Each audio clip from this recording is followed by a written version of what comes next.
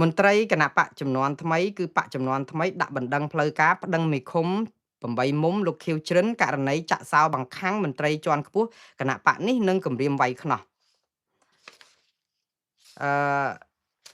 ដូចខ្ញុំនិយាយពីម្សិលមិញអញ្ចឹងថាយប់ម្សិលអញ្ចឹងថាជួនកាលមេឃុំណាគាត់ស្មានតែគាត់ជាមេសហគមន៍ខ្មែរក្រហមណាព្រោះដោយសារតែគាត់អាងអំណាចមួយគឺគាត់ជាមេឃុំរបស់គណៈបកកណ្ដាលអំណាចហើយតែមេឃុំរបស់គណៈបកកណ្ដាលអំណាចគឺគាត់បានដាវអាញាសឹកពីមេបករបស់គាត់ងើបមួយវាយមួយដូច្នេះអំណាចផ្ដាច់ការគាត់ចង់ថាអីក៏បានដែរឲ្យតែការពារប្រយោជន៍បកនេះកុំឲ្យដួលរលំគឺអ្នកឯងរួចខ្លួនហើយអញ្ចឹងធ្វើអីធ្វើទៅចាត់ការធ្វើបាបធ្វើទុកបុកម្នេញគេមកអាយុហើយ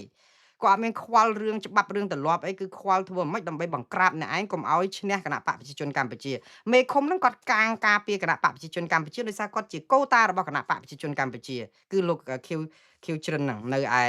ត្រាំងខេត្តតាកែវហ្នឹងរឿងនេះមិនមែនតែមេឃុំមួយទេមានរឿងច្រើនណាស់ប៉ុន្តែមានមេឃុំគេបានកែបានអីខ្លះតែមេឃុំដែលនៅមានឈាមជ័រជាខ្មែរក្រហមហ្នឹងនៅច្រើនដោយសារអីថ្នាក់ដឹកនាំយើងក៏នៅតែឈាមជ័រជាខ្មែរក្រហមហ្នឹងអត់តន់ទៅណាដែរហើយដល់ពេលដែលលោកមេឃសវណ្ណរាដាក់ពាក្យប្តឹងហ្នឹងគឺគាត់ប្រាប់ថាឥឡូវគាត់ដាក់ពាក្យប្តឹងទៅតុលាការខេត្តកណ្ដាលខេត្តតាកែវមួយគាត់យកអាបណ្ដឹងគាត់ហ្នឹងយកទៅប្តឹងកោជបទៀត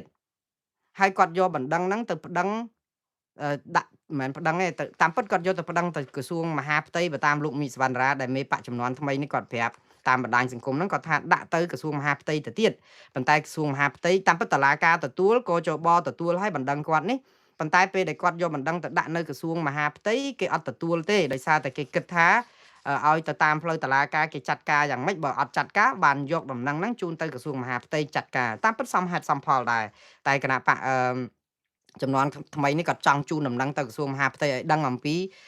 ក្រមសមត្ថកិច្ចក្រសួងមហាផ្ទៃព្រោះអីអាជ្ញាធរឃុំសង្កាត់ហ្នឹងក្រោមការគ្រប់គ្រងរបស់ក្រសួងមហាផ្ទៃអីចឹងទៅហើយចឹងគាត់ក៏យកលិខិតហ្នឹងការបណ្ដឹងគាត់ហ្នឹងយកទៅ copy ចម្លងទៅជូនទៅអភិបាលខេត្តតាកែវហ្នឹងទៀតគឺលោកវ័យសំណាងដែលដើម្បីឲ្យជ្រាបជាព័ត៌មានដោះស្រាយឲ្យដឹងថាមូលដ្ឋានរបស់លោកហ្នឹងគឺយ៉ាងម៉េចបាទអញ្ចឹងទៅហើយខ្ញុំជឿថានេះគឺជាចំណាត់ការមួយដ៏ត្រឹមត្រូវរបស់គណៈបកចំនួនថ្មី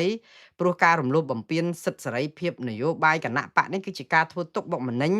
វាជារូបភាពមួយដែលឲ្យមេឃុំសោះយើងមើលបងប្អូនសាកគិតមើល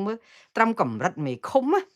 មានអំណាចបង្ខាំងមនុស្សដោយខុសច្បាប់បានហើយគំរាមវាយខ្នោះអាមឹងដាច់សាច់អីហ្នឹងគឺថាវាខ្លាំងមែនតើត្រឹមកម្រិតមេឃុំមិនទាន់ដល់អភិបាលស្រុកផងមិនទាន់ដល់អភិបាលខេត្តផងមិនទាន់បានដល់រដ្ឋមន្ត្រីផងត្រឹមឃុំសោះគេមានអំណាចអស់ប៉ុណ្ណេះតើយ៉ាងម៉េចទៅវិញរឿងនេះឯងដែលជាខ្ញុំកោតសរសើរមេបកចំនួនថ្មីនេះដែរព្រោះការដែលប្តឹងផ្ដាល់គ្នាតាមផ្លូវនីតិវិធីតុលាការដោយមិនប្រើអំពើហិង្សានេះគឺជាសេចក្តីថ្លៃថ្នូរអនុវត្តតាមគោលច្បាប់ហើយឲ្យដោះស្រាយទៅរឿងការដោះស្រាយគណៈបកប្រជាជនកម្ពុជាគេមិនដែលចោះញោមគណៈបកប្រឆាំងឬក៏លោកមីសវណ្ណរាពីងកាលទេក៏ប៉ុន្តែ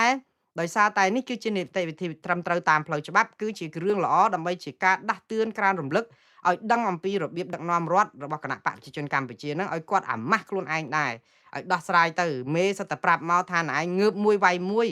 ឲ្យតែណែឯងចង់ផ្ដួលរំលំរដ្ឋាភិបាលហើយគាត់ថាបើណែឯងចូលដោះស្រាយតស៊ូមតិតាមការបោះឆ្នោតតាមគណៈបកតាមអីត្រឹមត្រូវគឺគាត់អត់អីហ្នឹងលោកហ៊ុនសែនទៅនិយាយថ្មីហ្នឹងគាត់ថាងើបមួយវាយមួយអ្នកណាដែលធ្វើបដិវត្តពណ៌ចុះឥឡូវគេទៅលើកស្លាក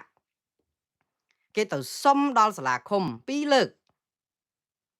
លើកមិនលើកឲ្យមិនឲ្យគឺររឿងបណ្ដោយហើយររឿងឲ្យលុបវីដេអូគេចោលលុបរូបភាពនៅក្នុងទូរស័ព្ទគេចោលបង្ខាំងគេអត់ឲ្យចេញហើយគម្រាមវាយខ្នោះឲ្យជេរបតិចអាមឹងដូចពីលផ្អាតផ្សារស្រែកចិត្តហើយជាមេឃុំជាមន្ត្រីជាប់ឆ្នោតអានេះយើងឮពីខាងលោកនីសុភ័ណ្ឌដែលជាប្រធានក្រុមការងារថ្នាក់ជាតិរបស់គណៈបកចំនួនថ្មីនិងលោកមេឃសវណ្ណរាដែលជាប្រធានបកចំនួនថ្មីនេះបានលើកឡើងអំពីអិរិយាបថរបស់មេឃុំខៀវជ្រិនដែលគាត់ធ្វើអ្វីតាមអំពើចិត្តបើតាមលោកមេឃសវណ្ណរាថាអឺបណ្ដឹងនេះគឺគាត់អត់ចង់បានអីទេគឺគាត់ចង់ឲ្យលោកខៀវជ្រិនហ្នឹងទទួលខុសត្រូវចំពោះទង្វើផ្ដាច់ការទី1រំលោភដែនសមត្ថកិច្ចរបស់អាជ្ញាធរដែលជាមន្ត្រីរាជការសាធារណៈដែលបម្រើរាជហេតុអីបានជាជាប់ឆ្នោតឲ្យបម្រើប្រយោជន៍សាធារណៈបែរទៅជាយកតួនាទីហ្នឹងផ្ដាច់ការឲ្យគំ